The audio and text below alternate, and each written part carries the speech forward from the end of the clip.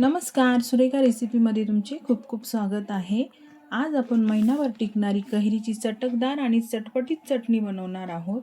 उन्हाळ्यामध्ये खरं तर जेवणाची इच्छा नसते, पण कैरीचा काहीतरी पदार्थ जर आपल्या ताटात असेल तर आपण नक्कीच एक पोळीऐवजी 2 पोळ्या खाऊ शकतो। शरीराची उष्णता कमी करण्यासाठी कैरी ही खूप मदत करते, सोबतच तोंडाची चव देखील वाढवते। चला तर मग बघूया ही चटणी कशी बनवायची ते। तर या चटणीसाठी सर्वात आधी अशा 2 कैऱ्या घ्यायच्या आहेत। ह्या मी अर्धा तास पाण्यात भिजवून ठेवल्या आहे। कैऱ्या अशा पद्धतीने पाण्यात भिजवल्यामुळे देठाच्या साईडला बराचसा चीक असतो किंवा माती असते, कचरा लागलेला असतो, तो सगळा निघून जातो। त्यामुळे अशा पाण्यामध्ये अर्धा तास तरी भिजत ठेवा। आता हे कैऱ्या पाण्यातून काढून घ्यायच्या आणि स्वच्छ सुती कापडाने पुसून घ्यायच्या। यात पाण्याचा अंश अजिबात राहता कामा नये। पिलरच्या मदतीने आता आपल्याला या कैरीची साल काढून घ्यायची आहे। कडक कैऱ्या घ्यायच्या, पिकलेली किंवा मऊ पडलेली कैरी घ्यायची नाही। साल यासाठी काढून घ्यायची आहे की लहान कैऱ्या ज्या असतात त्याची साल कडसर लागण्याची शक्यता असते आणि चटणीमध्ये कडसरपणा किंवा तुरटपणा यायला नको, म्हणून आपल्याला या दोन्ही कैऱ्यांची साल काढून घ्यायची आहे। साल काढून झाल्यावरती आपल्याला याचे मस्त बारीक बारीक काप करून घ्यायचे आहे आणि कोईचा जो भाग आहे तो आपल्याला काढून टाकायचा आहे। अशा पद्धतीने आपल्याला याचे काप करून घ्यायचे आहे। कैरी म्हटलं की तोंडाला पाणी सुटते। अगदी मीठ मिरची लावून जरी ही कैरी खाल्ली तरी खूपच छान लागते खायला। सर्व काप तयार करून झाल्यावरती आता हे आपल्याला मिक्सरच्या भांड्यामध्ये घालायचे आहे। हे मी 2 बॅचमध्ये दळून घेणार आहे। याचा आपल्याला जाडसर भरडा करून घ्यायचा आहे, पाणी अजिबात घालायचं नाही। पल्स मोडवर फिरून हे आपल्याला असं दरदरीत करून घ्यायचं आहे। जास्त बारीक याची पेस्ट करून घ्यायची नाही, जाडसरच आपल्याला हे मिक्सरला फिरून घ्यायचं आहे। मी तुम्हाला दाखवते, हे बघा अशा पद्धतीने आपण हे असं दरदरीत मिक्सरला फिरून घेतलेलं आहे। आता हा कैरीचा केलेला क्रश आपण वाटीने मोजून घेणार आहोत, म्हणजे पुढचं साहित्य आपल्याला टाकायला सोपं जाईल। हे बघा इथे मी 1 वाटी आपला कैरीचा हा क्रश भरलेला आहे। आता पुढची प्रोसेस आपण करूया।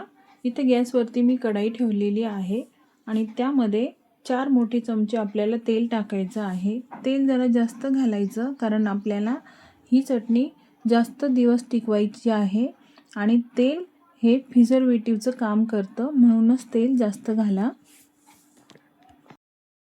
मोहरी चांगली फ्राय झालेली आहे। आता इथे मी थोडीशी मेथी दाणे घातलेले आहे, 1/4 चमचा। आता हे पण आपल्याला मस्त यामध्ये फ्राय होऊन द्यायचे आहे आणि यासोबतच आपल्याला यामध्ये थोडासा हिंग घालायचा आहे। हे पण आपल्याला मस्त फ्राय होऊन द्यायचं आहे। हिंग आणि मेथीचा स्वाद या चटणीमध्ये अप्रतिम लागतो।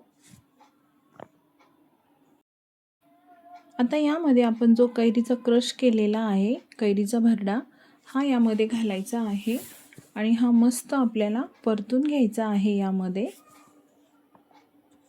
चांगलं मिक्स करायचा आणि सतत हे परतत राहायचं आहे, नाहीतर खाली लागू शकतं। हे आपल्याला मस्त 2 ते 3 मिनिटं शिजून घ्यायचं आहे। शक्यतो आपण शिजवण्यासाठी काय करतो, झाकण ठेवतो, पण आज आपल्याला अजिबात तसं करायचं नाही आहे, कारण झाकण ठेवले की वाफ तयार होते आणि वाफेचे पाणी झाकणाला लागून हे पुन्हा यामध्ये मिसळून जाते। त्यामुळे झाकण न ठेवता हे आपल्याला 2 ते 3 मिनिटं सतत असं हलवत राहायचं आहे। हलकासा रंग चेंज होईपर्यंत मी मस्त शिजून घेतलेली आहे लो फ्लेमवरती। आता यामध्ये आपण अर्धा चमचा हळद घालूया आणि चवीनुसार आपण मीठ घालूया आणि हे सर्व चांगलं पुन्हा मिक्स करून घेऊया। हळद आपण यासाठी आधी घातली नाही, कारण ती करपू शकते किंवा काळसर रंग येऊ शकतो, म्हणून कैरी शिजल्यावरच आपल्याला यामध्ये हळद घालायची आहे। हळद आणि मीठ छान मिक्स करून झालेलं आहे। आता आपण ज्या वाटीने कैरीचा भरडा घेतला त्याच वाटीने इथे मी अर्ध वाटी गूळ घेतलेला आहे आणि हा गूळ आपल्याला यामध्ये घालायचा आहे आणि चांगला आपल्याला मिक्स करून घ्यायचं आहे. तुम्हाला जर गुळाऐवजी साखर किंवा खडीसाखर वापरायची असेल तर तुम्ही हेच प्रमाण घेऊ शकता. फ्रेंड्स, उन्हाळ्यामध्ये कैरी आणि गूळ खाण्याचे खूप फायदे आहेत. यामुळे उष्णतेचा त्रास कमी होतो आणि आपण कैरीचे पन्हे तयार करतो त्यामध्ये सुद्धा गूळच वापरतो. गूळ विरघळीपर्यंत मी हे चांगलं हलवून घेतलेलं आहे. हे बघा, मस्त चकाकी आलेली आहे आपल्या मिश्रणाला. 6 ते 7 मिनटं हे मी परतून घेतलेलं आहे. आता यातलं थोडंसं मिश्रण आपण एका प्लेटमध्ये काढूया. प्लेटमधलं हे मिश्रण थंड झालं की बोटाने असं चेक करायचं आहे. अशी एक तार आली की समजायचं आपलं हे मिश्रण बरोबर शिजलेलं आहे. आता गॅस बंद करूया आणि हे मिश्रण हलकंसं कोमट करून घ्यायचं आहे. मिश्रण कोमट झालेलं आहे. आता यामध्ये आपल्याला मिरची पावडर घालायची आहे. मिरची पावडर तुम्ही तुमच्या आवडीनुसार कमी जास्त यामध्ये घालू शकता आणि आणखी चांगला रंग हवा असेल तर यामध्ये तुम्ही काश्मीरी मिरची पावडर पण घालू शकता. आता हे सगळं चांगलं आपल्याला मिक्स करायचं आहे. सर्व मिक्स केल्यानंतर हे बघा किती छान ही चटणी झालेली आहे. अगदी तोंडाला पाणी सुटेल इतकी चटपटीत ही चटणी तयार होते. ही चटकदार आणि चटपटीत चटणी तुम्ही पोळी, भाकरी, फुलका किंवा ब्रेडला लावून सुद्धा ही चटणी खूप छान लागते. साधा वरण भात जरी बनवला असेल आणि ताटामध्ये साईडला ही चटणी असेल तर अप्रतिम. तर नक्की करून पहा. तोंडी लावण्यासाठी आंबट गोड चटपटीत चटणी.